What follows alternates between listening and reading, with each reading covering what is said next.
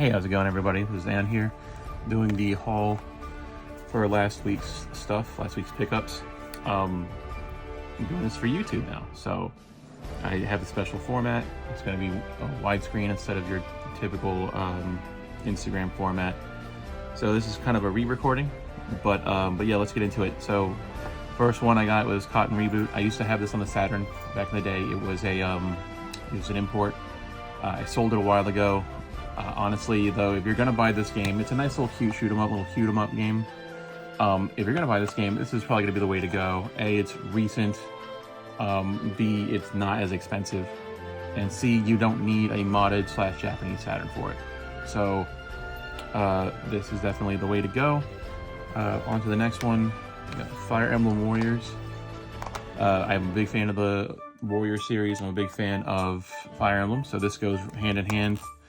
Usually Omega Force does really well with the soundtrack when it comes to alternate IP Warriors games. So the soundtrack is pretty good on this, although the Switch definitely shows its lifespan with games like that. It definitely does chug, especially with that and Age of Calamity. Both of those chug a lot.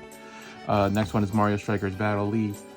I wasn't intending on getting this game. I am a Mario Strikers fan. I do like it, but I wasn't really collecting for the Switch, and I'm not really collecting for the Switch. I just get the games that I want to get. Although, I did have a lot of fun with this when I went out in Georgia. I went to this barcade and played it with my wife, and I had a ton of fun with it. I'm not sure she did, but that kind of convinced me to go buy it. And the only PS5 game I have is Ghostwire Tokyo. This was on sale at Walmart for 15, I think, 15 or 17. It's a Tango Gameworks game, and of course Microsoft killed that studio off. So yeah, this is one of the remnants of it. I heard it was pretty fun. I did have a theme for it on the Xbox, like a little dashboard theme. I went ahead and picked this up though. It was on sale, I couldn't say no. Another Walmart sale is John Wick Hex. Is an action strategy game. At least that's what it's saying it is. I haven't played it yet. It's set in the John Wick world. I do like John Wick, so that's great. This is on sale for $10 at Walmart, so that's a good pickup there, I think. Next is Crash Bandicoot Insane Trilogy.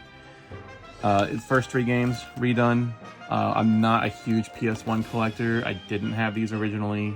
I played them all, but usually for PS1 games, they have to be a really memorable game for me to pick them up. They have to be kind of like a Parasite Eve or a Final Fantasy game, or something like that, like a Street Fighter game perhaps. But and yeah, I don't really collect Crash Bandicoot games, but if they're remastered, I'll give them a try. Next is The Way Out, kind of unique 2-player co-op only game where you're escaping from prison. I did have a lot of fun with this with my old friend Mike, and yeah, I'd be looking forward to playing that with somebody because I can't play it by myself. So next is Alan Wake 2. Now, I told myself I was not going to play this game if it was digital only. Like, I wasn't going to buy it if it was digital only. Like, I'm not really a fan of games just releasing digital and that's it. I mean, if it's an arcade game, fine. Like, that, it is what it is, right? You're an indie developer and you're getting your game out there. That's fine. Great. I'll wait for a limited run game, buy it that way. But if it's only digital for that, I'll buy that digitally. But this, it's a Remedy game. It's an Epic game thing. It was a Microsoft backed game, I believe, originally. There is no reason for this game not to be physical. There wasn't. But they came out with a deluxe edition, so I picked that up. Most of these games I bought with just trade credit. This is one of the exceptions because it just came out.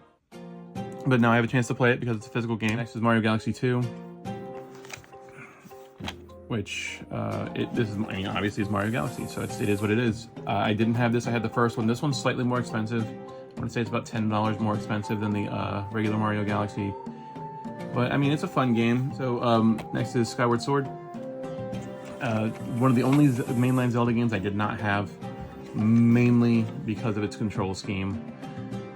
Like, I don't like having Link like run around like he has a busted arm all day because you don't feel like holding up the Wii remote like at a certain angle the whole time. I did love the way the animation style was. Like, I liked the way Zelda looked. I liked the characters. I loved the end fight of this game. The end fight is great, and if I do play it, then I'll probably record that fight. But yeah, there's a lot of pluses to this game. The only minus to it is that control scheme, man. Last two is I have Metroid Zero Mission. This typically is like a $60, $70 game. I think maybe even higher. If you get the standard American version, this is it's like a European multi-language cartridge. It will play on all Game Boy Advances, like but it's an official cartridge. It's not a repro. It's just not like the American version of it. So you can get this for like a 1/7 of the price, probably, if you look hard enough. But it is exactly that game. It's just, if you want to play it in Spanish, you can play it in Spanish, but or any other language that it has for that matter. But yeah, I think it's a very good way to get it without having to break the bank, especially for Game Boy Advance games. They tend to be very expensive. Speaking of expensive, we have Super Metroid. This game I've been looking for months locally. Like, I did not want to pick this up on eBay. I didn't want to have to go through the hassle of having to open the cart and then have it find out it's like a Madden game or something like that, stuck in a repro shell or something like that. Since this is a rather expensive game, I'd rather get it from a trusted source, and I did.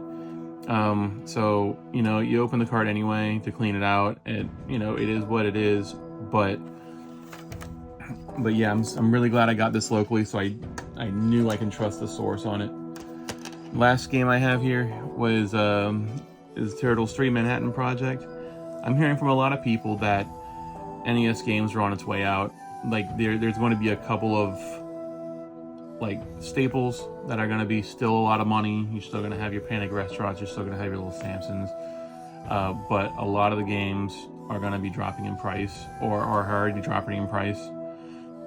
This game is probably one of the more expensive ones out of the Ninja Turtle games. I believe it is the most expensive one. Don't quote me on that.